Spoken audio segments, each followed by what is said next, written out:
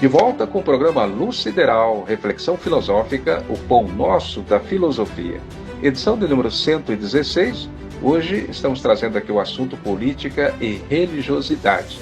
Obrigado pela audiência. Hoje, então, este tema um tanto polêmico, no momento de polarização do mundo, em supostamente dividi-lo entre o bem e o mal. E o que seria o bem e o que seria o mal? As perspectivas de ambos os lados podem se chocar, não é mesmo? Como temos visto, e muitas vezes também sendo protagonista dessa discussão sem fim em torno do que é certo e do que é errado, seja na política e principalmente na religião ou religiosidade, como também entendemos como cristicidade, já que a alma humana já nasce cristã por natureza.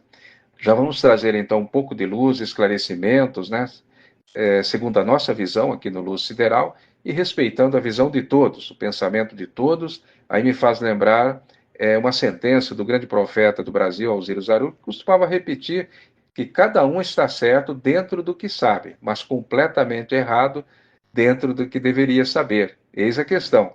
Mas aqui o nosso propósito não é conflitar, mas convergir para um caminho mais sensato, verdadeiro, de paz, de harmonia, de prosperidade e de felicidade para todos. O que trabalhamos sempre para que o mundo possa se tornar um só, no sentido de justiça, de liberdade, de autossobrevivência, de união e de paz para todos. Sem a paz, não há nenhuma chance de progresso, pois a guerra, seja qual for, é sempre sinônimo de morte, vingança, ódio e destruição e atraso de vida. Bom, dito isto, política e religiosidade se misturam nesta civilização como num caldeirão que ferve por séculos e milênios, e agora parece que chegamos ao ápice, desta problemática social, prestes a explodir numa guerra atômica, intrinsecamente e explicitamente, porque estamos vendo aí que a coisa, infelizmente, caminha para as vias de fatos, não é mesmo? Eu quero reforçar que aqui no Luz Sideral não batemos o martelo em nenhum assunto, apenas e tão somente conjecturamos reflexões dentro da visão filosófica da Luz Sideral, tentando aí se aproximar ao máximo possível daquilo que se entende por verdade, pelo amor, pelo bem de todos, E que, ao nosso ver, verdade no sentido moral e ético é um conjunto de valores deixados aí pelos grandes luminares da humanidade, como Buda, Lao Tse, Confúcio, Moisés, Maomé, Sócrates, Platão, Pitágoras, Allan Kardec, Mahatma Gandhi, mas principalmente por Jesus Cristo, que firmou aí a sua tese da verdade universal em si próprio, pois ele não só explanou os valores eternos do espírito, da alma, como também deixou o seu próprio exemplo em sua conduta moral, ética, retilínea pelo tempo em que viveu entre nós. Daí ter dito: passará o céu, passará a terra, mas as minhas palavras não passarão. E completou: novo mandamento vos deixo, amai-vos uns aos outros como eu vos amei. Voltaremos a falar sobre o novo mandamento. Ora, dentro desta premissa, se estabelece a base da verdade, ou daquilo que é verdadeiro. Concorda, ouvinte? Pode discordar também. Mas aqui estamos falando de façai aos outros o que quereis que vos façam. Você quer ser odiado? Não, acredito que não, Então, ame. Você quer que alguém te mate? Acredito que não.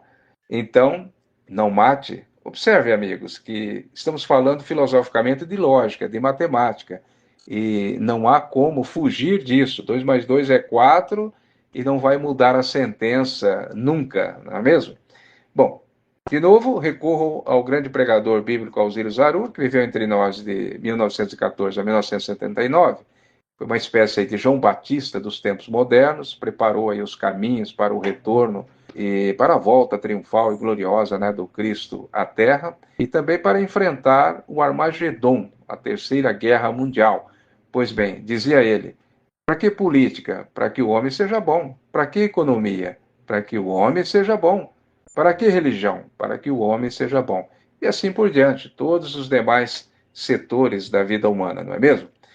Bom, vamos começar então pela política humana. Eu pergunto aqui ao filósofo André Basso, qual é a sua opinião, como você define a atual situação política brasileira que se tornou aí, infelizmente, né, um campo de briga, de disputa, de corrupção, de vingança, de guerra por poder, por cargo.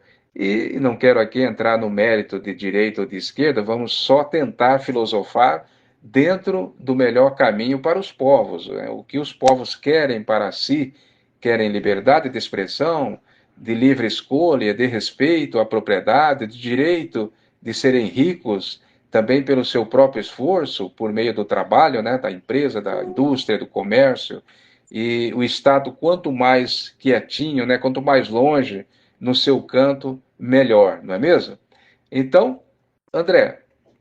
Nós estamos assistindo em todo o mundo a jurisprudência calçada em regimes ditatoriais em todo o planeta, percebam. Mas os indivíduos que são do bem terão a proteção divina. Vejam a reflexão do professor Pietro Baldi, que diz, aspas, ninguém está mais defendido, embora desarmado, do que o justo, e precisamente porque é justo. E Pierre Leconte também tem uma reflexão sobre a liberdade que todos devem professar, aspas.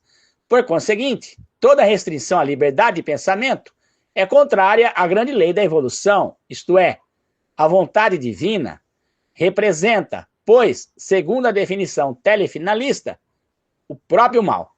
Bem, vamos prosseguindo. Num mundo turbulento como este, no qual nós estamos vivendo, extremamente, radicalmente polarizado, politicamente, em todos os setores da vida humana, já está contaminado pelo espírito do anticristo, ou espírito da anticristicidade, que é muito diferente do espírito da cristicidade. Vejam bem, que não é uma organização, uma religião, mas sim a cristicidade é um modo de vida correto, onde o seu maior expoente que passou pela Terra foi o Cristo planetário. A maior autoridade nesse sentido, na escala evolutiva. E essas ideias arbitrárias, dessas filosofias periféricas, advindas lá da Rússia, e principalmente da França, lá daqueles pensadores de baixo astral, têm se incubado nas universidades brasileiras, principalmente nas federais, que tem a sua cátedra quase que toda tomada por essas ideias. E vão contaminando a religião, a economia, a política principalmente, toda ela articulada com essas ideias de filosofia periférica, de Karl Marx, Paul Sartre e demais expoentes da negatividade espiritual, os pobres da mentalidade. Então você vê que o Brasil realmente está tomado nas universidades, inclusive até as outras universidades, como pagas, também dão lá as suas doses de doutrinação periférica filosófica. Vão contaminando aí os arraiais da sabedoria. E até a religião, as religiões de mais alto nível espiritual e as mais arcaicas, periféricas também, no sentido de conhecimento, estão tomadas por essas ideias filosóficas periféricas, advindas da Rússia, por intermédio lá do Karl Marx, mas principalmente também lá da França. Filosofia periférica de baixo astral. Com tantos filósofos bons no Brasil, na França também, há grandes expoentes, até anônimos. Eu achei agora aqui um deles, um biofísico, Pierre Leconte, foi contemporâneo de Alex Carrel. Estou lendo alguns livros dele, como Ernest Renan, e Victor Hugo, e há outros grandes, maiores expoentes lá, da cristicidade e da filosofia de alto astral. Mas o Brasil preferiu sorver os conteúdos da periferia filosófica. É triste. E já contaminou a religião, a arte, a economia, esporte, tudo está contaminado por essas ideias. Movidos por ganância, por dinheiro. na verdade, é um capitalismo disfarçado, né? Não existe comunista. Existe capitalistas, grupos rebeldes, criaturas espúrias, que se escondem através dessas ideologias para dizer que estão defendendo a Amazônia, que estão defendendo isso e aquilo, mas na verdade o interesse deles é meter a mão no dinheiro público e fazer do Estado a sua empresa e espremer cada vez mais com impostos, povo, a população que está cansada de contribuir, e nós estamos vendo cada vez mais esse país num declínio terrível. Mas a mão de Deus é mais forte e pode ter certeza que as coisas aqui também vão melhorar. É isso mesmo, André. É a nossa esperança, né, que o país saia desta enrascada política e jurídica. Jiddu Krishnamurti acertadamente nos advertiu, dizendo: não pode haver justiça real quando as ações são motivadas por raiva, ódio ou um desejo de vingança, pois estas apenas criam mais ódio e injustiça. Fecha aspas. Você tocou aí num ponto importante, que é justamente a cúpula, né, do comunismo, sempre rodeada, né, do capitalismo, do que existe aí de mais rico, tecnologia, bens e mais bens, dinheiro, muito dinheiro, mas as suas populações ficam com o que pregam os seus idealizadores, com a pobreza, com a miséria, né?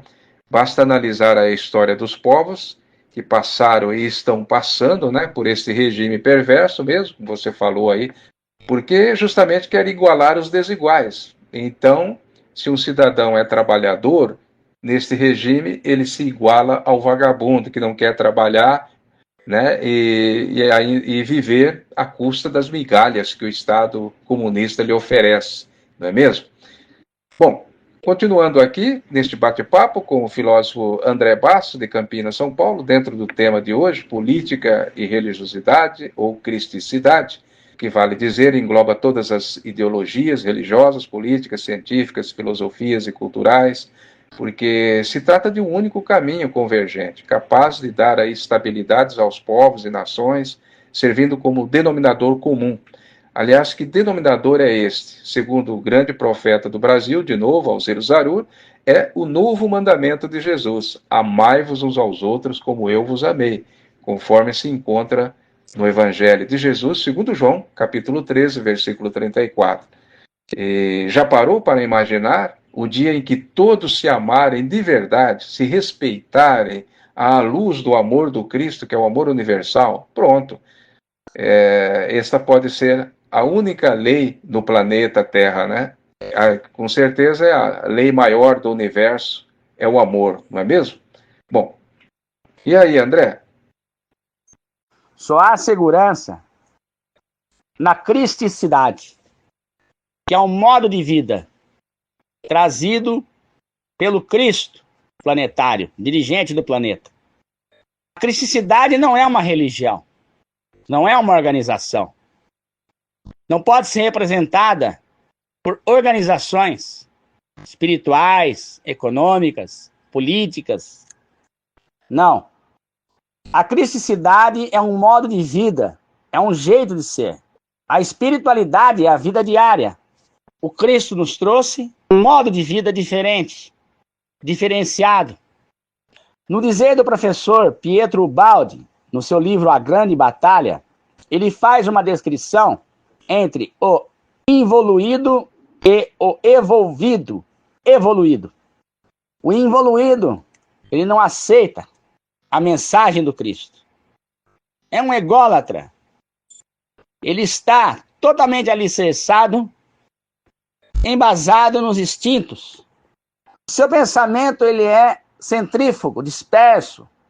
Pensa somente nas coisas momentâneas, enraizadas no poder, no dinheiro, na luxúria, na glutonaria. Tudo isso nós estamos assistindo. Mesmo o poder religioso, camuflado de bondade, de virtuosidade, sobre amplos aspectos, mas também está embasado numa espécie de egoísmo virtuoso espiritual. Cristicidade não é uma religião. Repito, um modo de vida. Em A Grande Batalha, o professor Pietro Baldi, e o professor Roden também, mas Pietro Baldi, ele descreve sobre isso. Então, a grande luta é entre o involuído e o evoluído. As coisas do reino de Deus, que está dentro de cada um de nós, que não tem forma, é amorfo, inominável, não tem nome, que é o que somos, o espírito. Veja, nós assumimos uma matéria, temos um nome, uma personalidade, um CPF, um tipo sanguíneo, um DNA, uma localização geográfica, uma posição social, um diploma, mas nada disso é o que somos. Não levaremos nada daqui. Tudo que temos não é nosso. Apenas usufruímos. Então, nós não devemos ter primazia pelo supérfluo.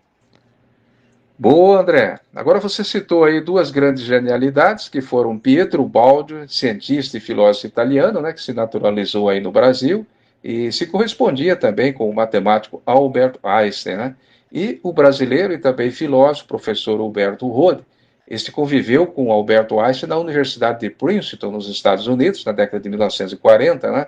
E Rode desenvolveu sua própria filosofia, a filosofia universica, também firmada na matemática de Einstein, né? Aliás, são os três pilares desta filosofia universica deixada por Rode: matemática, mística e metafísica. E nela o professor trabalha muito a questão da autolibertação, de vencer o ego, como você lembrou aí, e acender dentro de si próprio o eu, para nos tornarmos aí realmente o que somos. E o que somos então, André? Agora, o que nós somos realmente é o espírito, o eu. E este eu é amorfo, não tem forma definida. Ele também é inominável, não tem nome. Dá-se um nome quando se reencarna. André, Joaquim, Zé, Maria. Né? Então, são nomes físicos que são dados para aquela criatura que reencarnou na Terra. Então, a cristandade do Cristo, que é o exemplo dele para todos nós, e depois ele vai enviando outros grandes missionários que vão destrinchando aí pelo conhecimento espiritual, trazendo para nós como nós devemos nos espelhar a nossa entidade, o eu, naquilo que é verídico, verdadeiro, que faz parte do evoluído. As organizações tentam organizar isso em forma de religião. São vários nomes. Estarei aqui para não fazer alguma espécie de julgamento premeditado, mas todas elas cumprem uma função social de preparação para que a criatura, no momento certo, faça sua emancipação da unicidade espiritual religiosa. Esta emancipação espiritual, prender-se do corpo religioso, organizado, estruturado pelo CNPJ, leis monetárias, econômicas, chega um momento que o indivíduo pula fora. E aí ele vai fazer a sua senda de autoconhecimento, não sozinho, porque ele está acompanhado. Acompanhado de forças espirituais poderosas, desconhecidas, de outras entidades espirituais que vão auxiliar na sua marcha evolutiva. É o reino de Deus dentro de vós. Muito apregoado nas igrejas, disse o Cristo: o reino de Deus está dentro de vós. Não procureis o reino de Deus, é que ele não vem com visível aparência. Ele não está aqui, ele não está acolá, ele está dentro de vós. Mas as igrejas existem. Os templos, as organizações, elas cumprem uma missão social, espiritual, de abarcar, segurar um pugilo de pessoas que ainda precisam e necessitam serem guiadas pela adoração coletiva. Mas aquele que emancipou da organicidade eclesiástica, religiosa e espiritual, ele se emancipa do corpo administrativo, da parte da gestão, da burocracia, mas não desassocia-se jamais da mensagem verídica que foi trazida por aquele missionário, no qual, se estiver verticalizado dentro da mensagem da cristicidade, ele jamais se desprende daquilo. Então ele fica com a alma daquela mensagem. A alma da mensagem dos grandes mestres. A partir do Cristo. E aí tem vários mestres que descem, vão trazendo esse conhecimento espiritual. Isso chama-se universalismo. E o universalismo não pode partir de fora para dentro. Ele tem que partir de dentro para fora. O sujeito, o indivíduo, age como um catalisador a buscar a verdade onde quer que esteja. E passa a apreciar e vivenciar isso em sua vida. Então isso é importantíssimo. Mas as organizações cumprem suas missões durante o tempo dentro do plano da evolução. Agora, essa bagunça toda que nós estamos assistindo, do Cristo e o Anticristo, faz parte. Porque é um plano que está sendo desenvolvido a partir de dentro de cada indivíduo. O involuído e o evoluído. Então nós não devemos colocar expectativas nas organizações de qualquer espécie, espiritual, econômica, política, nessas soluções de fora, mas sim desprender desta máquina, como diz Jiddu Krishnamurti, grande filósofo indiano, um sábio indiano, um ser que veio trabalhar a psique, a forma de como devemos pensar.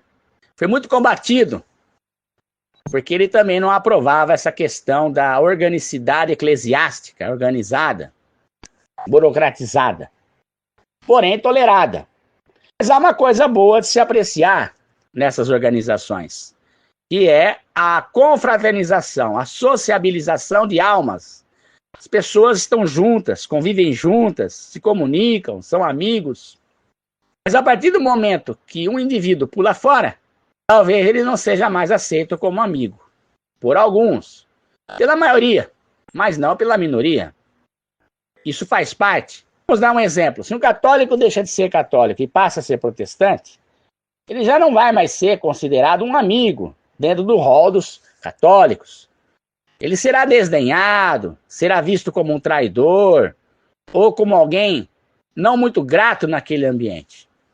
Mas as almas que não são sectárias naquele rol católico poderão tolerá-lo. E se a amizade for verdadeira de coração para coração, aquela alma será afim e não será jamais desdenhada por motivos espirituais, eclesiásticos, organizados. Mas, enfim, isso ocorre sim. Porque há muitos dogmas que estão incubados nas religiões e elas estão também muito polarizadas politicamente, de um tempo para cá. Então, a visão da política contaminou bastante o meio religioso, corporativo, estrutural, porque esse depende de dinheiro para manter as estruturas. Então, às vezes, tem que se adaptar a certas leis dos homens, dos involuídos, para poder manter aquela estrutura grandiosa, no qual eles acreditam que seja uma ornamentação vindo da divindade. Lembre-se, o reino de Deus está dentro de vós. Bem, eu queria trazer aqui essas palavrinhas para vocês. Eu acho que dá para a gente refletir bastante sobre essa questão que o reino de Deus está dentro de cada um de vós. Não procureis ele aqui ou acolá. Está dentro de vós, não vem com visível aparência. A cristicidade é o autoconhecimento exteriorizado do indivíduo que vai beneficiar a coletividade. Um abraço a todos. Grato, meu prezado irmão André Basso. Acredito que ficou aí bem explicado o tema política e religiosidade, né? Que não se confunde com religiões, porque, como escreveu o filósofo Huberto Rode, o homem pode pertencer a uma determinada religião e não ser religioso. E pode não ter religião nenhuma e ser um profundo religioso, como era, inclusive, o seu colega de universidade, Albert Einstein. Não professava nenhuma religião, apesar de ser judeu, né? Segundo Einstein, era um homem profundamente religioso, introspectivo, pensativo, um filósofo mesmo, né? Então, estamos falando aí da cristicidade, que nasce com cada um. A alma humana é cristã por natureza. Bom, finalizamos aí desejando que o Brasil e o mundo encontrem aí seu caminho de paz, amor, justiça e verdade, e liberdade de viver para todos, porque se existe aí a lei maior do livre-arbítrio, que é a lei de Deus, é uma lei universal, Quem somos nós para tentar neutralizá-la, não é mesmo? Obrigado pela audiência. Muita luz sideral. Até o próximo programa.